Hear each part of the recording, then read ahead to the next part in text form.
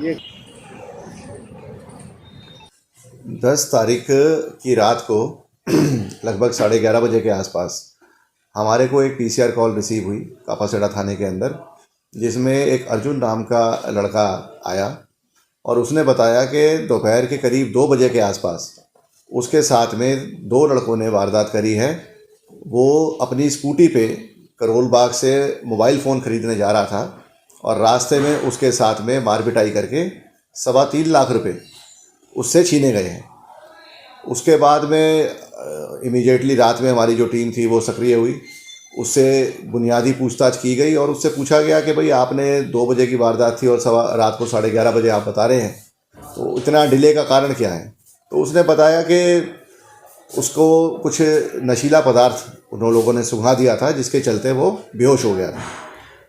इस बात पे जब उसका मेडिकल कराने का एसएचओ कापासेड़ा ने इनिशिएटिव लिया, और क्योंकि एक मैंडेटरी रिक्वायरमेंट भी होता है इन्वेस्टिगेशन का, तो उस बात को भी उसने जो है कॉपरेट नहीं करा। रादर उसने 100 नंबर पे कॉल मिला दी कि हमारे पुलिस वाले मेरा जबरन मेडिकल कराना चाह रहे हैं। उस बात से हमें थोड़ा सा सस्पिशन हुआ। फिर वहाँ पर हमने जो अपनी प्रिलिमिनरी इन्वेस्टिगेशन करी, हमने मौका विज़िट करा। मौके पे भी हमने जाकर देखा कि काफ़ी वहाँ पर जो उसने जगह बताई थी वो काफ़ी कीचड़ वाली जगह थी और उसके कपड़ों के ऊपर जो है उस तरह से कीचड़ नहीं लगा हुआ था। पर अपनी तरफ से उसने, जैसे दृश्यम फिल्म के अंदर अजय देवगन ने एक क्राइम सीन पूरा स्टेज किया था, वैसा ही क्राइम सीन उसने भी यहाँ पर स्टेज किया हुआ था और अपनी स्कूटी भी उसने मौके पे छोड़ी हुई थी, जिससे कि पुलिस को बिल्कुल ये पता लगे, महसूस हो कि ये वारदात असली में हुई है। और काफ़ी लॉस को लेकर वो काफ़ी अलर्ट था, विजिलेंट था। तो हर चीज़ पे वो क्रॉस क्वेश्चन कर रहा था कि पुलिस ये नहीं पूछेगी, वो नहीं पूछेगी, जैसे प्रोफेशनल फिल्मों में दिखाते हैं लोग करते हैं। उसके बाद इमीडिएटली हमारे इंस्पेक्टर एटीएस राजेश मलिक की टीम भी सक्रिय हुई। रात में ही हम सब एक्शन में आ गए।